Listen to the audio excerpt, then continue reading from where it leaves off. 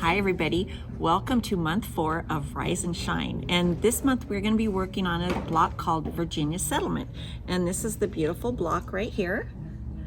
A lot of fun for this one, and you'll notice a really pretty square in the center here. So I'm going to be working off of my sheets here, and you'll notice that I mark all over my sheets. These are yours to keep, and I just make all my notes so that I can help you do this better. So before you start with step 1, we're going to look at the paper right here. You're going to cut out of 2 of your fabrics right here a 2 by 11 inch strip, and what you're going to do with those is sew them lengthwise like this, and then you're going to take your number 19 template and you're going to lay it like this, and you're going to cut 4 pieces out of this. You could fold this in half if you wanted, so you're going to end up with 4 little pieces like this. And then you also have this piece from fabric B, I believe it is. So what we're going to do is put these together like this, and we're going to sew them. So what I want you to make sure of, if you look at this picture on step 1, the dark piece is at the bottom and this piece is to the right. If you do it this way, your block isn't going to turn out the same. Okay, so we're going to turn it like this, and we're going to sew this seam really fast here.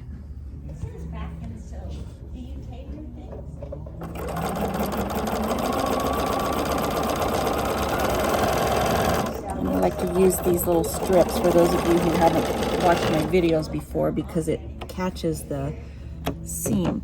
And then what we're going to do is this is going to iron open, and I like to iron it to the big piece like that. And you're going to make 4 of these units. So now we're going to start with step 2, and it's right here. What we're going to make here is a square in a square. So you have your J square right here, and then you have your 4B triangles. So I've already sewn 2 of them on. So the first thing you do is sew to opposite sides, and what I do with this is I iron it towards the triangle like that. Then what we're going to do is make it a complete square. So here's the 2 that are right here. We're going to sew the 3rd one, and then now we're going to sew a 4th one right there. And what we're going to end up with is a square inside of a square. So let me get that over here to my machine. We're going to sew it. You know I love my trusty stiletto to make sure everything stays where I want it. And then what we're going to do is cut this. So when we iron this, it's going to end up being a smaller square inside of a larger square. Okay, so now we're actually going to make a 3rd square out of this block. So we're going to add our 2E triangles to the 4 sides. So I've made the first 2 like I did in the previous block. So I put those on there. And now what we're going to do is add those to the other 2 sides. I'm just going to show you one side, but what I want you to notice is that we have a point here. So we want to make perfect sure that we don't cut off that point. So what I'm going to do is fold this in half. I'm going to place it right there, right where the seams meet, and I'm going to pin this so that I make sure that I don't cut off my points. So it's right there through my seam. Okay, so let's go ahead and put this in the machine and see what she does. So I know I've told you before, I do sew over these pins because they're really thin. Don't try it at home if you don't want to take a chance of doing something to your machine. Okay, so we're going to go all the way. I'm going to put my little piece of fabric here. We're going to cut this off. And I'm going to take my pin out. And let's look and see what we did here. Perfect. See, I did not cut off my point. And so we're going to have this square with the triangle, and then this one is going to go here. So now we have a square and a square and a square. All right, now we're going on to step 4. So we're going to make this really cute triangle unit. And so I really want you to pay attention to your pictures on this. So you've got your little 3H square, and you've got your triangles. So you don't want to put it like this because it doesn't match your picture. So what we're going to do is lay our square, and then I'm going to make sure that my triangle lays exactly like that. And then I'm going to fold it, and I'm going to sew it. And what you're going to end up with is this piece like this. But we still have one more that we need to add. So we're going to take this little triangle, and again, I'm going to look at my picture, and I do this at home even, and I'm going to make sure that I lay this triangle exactly like that, just like the picture is. So we're going to sew on this piece right here, and we're going to make ourselves a really nice little 3-piece triangle.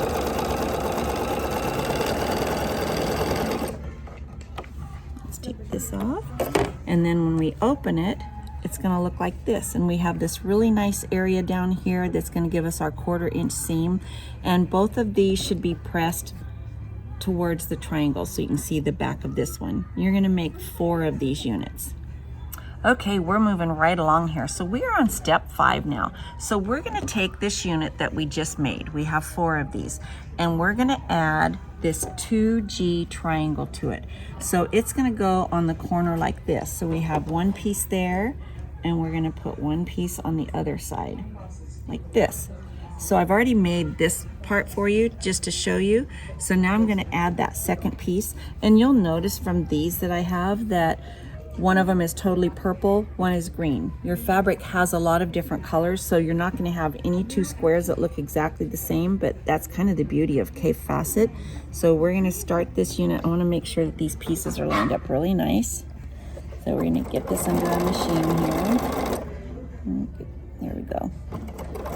Okay, so I go about halfway, and then I just like to make sure that these are going to meet really nice like that, and I hold it with my stiletto.